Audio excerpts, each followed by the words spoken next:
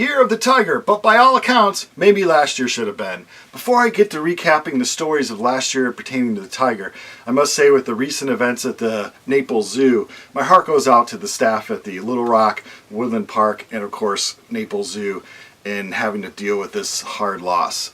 Really quick about that, a lot of people are criticizing whenever you have a situation like that. Unfortunately, the law enforcement did do the right thing.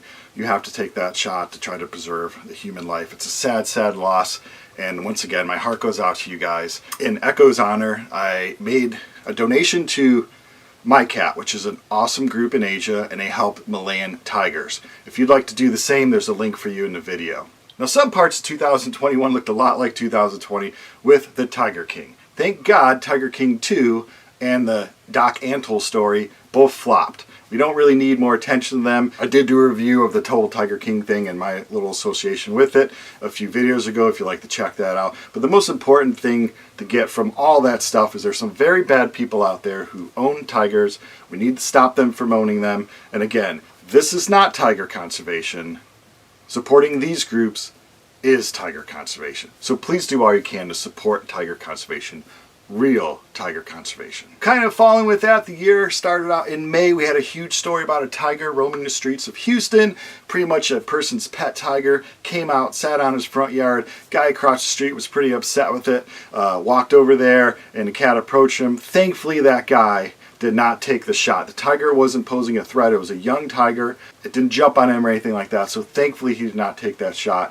That tiger was sent to the Black Beauty Sanctuary in Texas, which is a great animal sanctuary, and hopefully will have a nice life there. That story speaks to the fact that we need a national registration of tigers. If you are 16, you get a driver's license, you operate a car. There's a little tag, you put it on your license plate. They know, you in the car, they can track everything down. In Texas is one of the craziest places where people own lots of pet tigers. No one even knows. Some people are like, well, it's exaggerated. It's not 10,000. It's only 1,000 in private hands. We should know. We should have that exact count, and there needs to be a federal way of tracking that. It's common sense. It's 2022. We need to get these situations in hand. There's no reason for a person to own a pet tiger. Every tiger owned should be only owned by institutions that are directly supporting conservation. It's 2022. It's what needs to happen. So from that crazy news, around June we finally got some good news. A notorious tiger poacher, Habib Telekdir, the Tiger Habib, he has killed at least 70 tigers in that area. He was found in South Asia.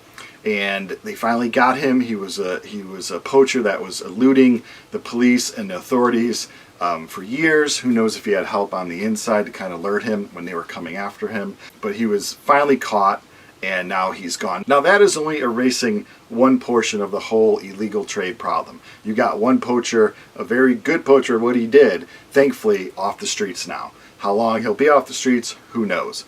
But at least he's gone, but now you have to get the people that were ordering him to poach gone. So you have to go further up and get these people out of business. And of course, our end of it is not to buy any illegal animal trade products, obviously. So if there's a chance for you to support any anti-poaching unit, that's a great thing. All the links to these stories I'm going to be talking about are all down below in the video description, and also ways for you to help the tiger. For us in America, we don't get a lot of these stories. We don't get tiger attacks, villager stories or poacher arrested stories. We don't get a lot of that in our feed, but you can Google it. It's really simple. Just Google stories if you want to be more informed about the true plight of the tiger, and these stories will come up. And one story that came up is October of this past year, a Sumatran tiger. Now there's only about 400 or so of them around. So very, very, very critically endangered animal. The Sumatran tiger was found in a snare trap. A snare trap is just a piece of wire. They call it, like a snare wire, and you just hook it up to a tree or something like that, and you leave a little loop on it, and that way when the animal walks around, that snare, if it steps in the snare, will just hold that cat. So they usually starve, or if a poacher knows where they put that trap and they think an animal is in it, then they go over there, and shoot that animal as it's trapped. But it's a horrific thing, and once again, speaks loud to us to support anti-poaching units across the globe to help our wildlife. Now around that time also was the story of T23. Now India, they will name their cats. A lot of their tigers live on preserves and stuff like that, and they will almost have a head count of the exact amount that live there, and they will name them. So this large male T23 was in an area in southern India, and he unfortunately killed about 20 cattle and also 4 villagers as well. Once you kill a few people, you're deemed a man-eater, and then they are to remove you.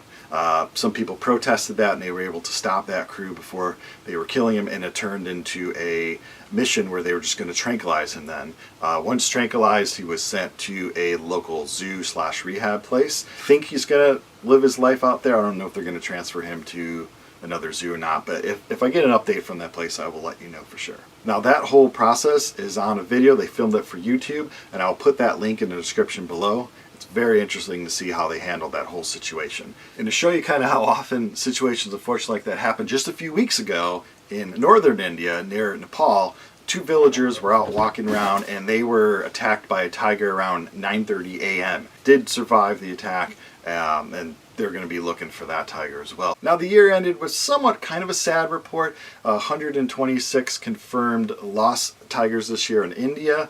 Now that could mean the report said the majority of them had passed of natural causes. So that means you got to old age, which could for a wild cat be like 12 or 13 or so, as well as you could have been killed in competition of area from a tiger. So that's how the majority of them pass. A smaller percentage obviously were killed unfortunately by poachers.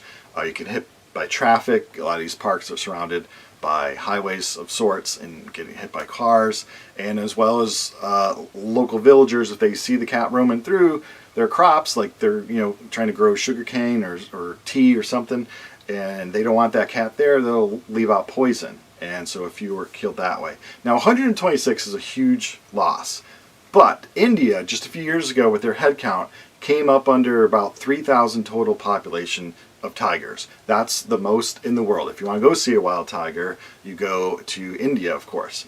Now, in India, like I said, about 4 years ago or so, their head count came to just under 3,000, which was about twice as much is a head count done around 16, 18 years ago. So their population, now that they're finally, they know the world is watching them, and they are finally really protecting them. They have some good people in high places, and the parks are doing a great job. And of course, if you go see a tiger, your tourism, that income is helping the cats, as well as just you being there in these routes. It's shown that they're protected kind of more so than the routes that aren't used by tourists, which makes sense. If you're a poacher, you don't want to go where there's a lot of activity. You want to go where there isn't a lot of activity. So tourism is helping the cats. So that's about it. I can't wait to get back to India later on this year, in April, and 2022 is officially the year of the tiger, the Chinese New Year.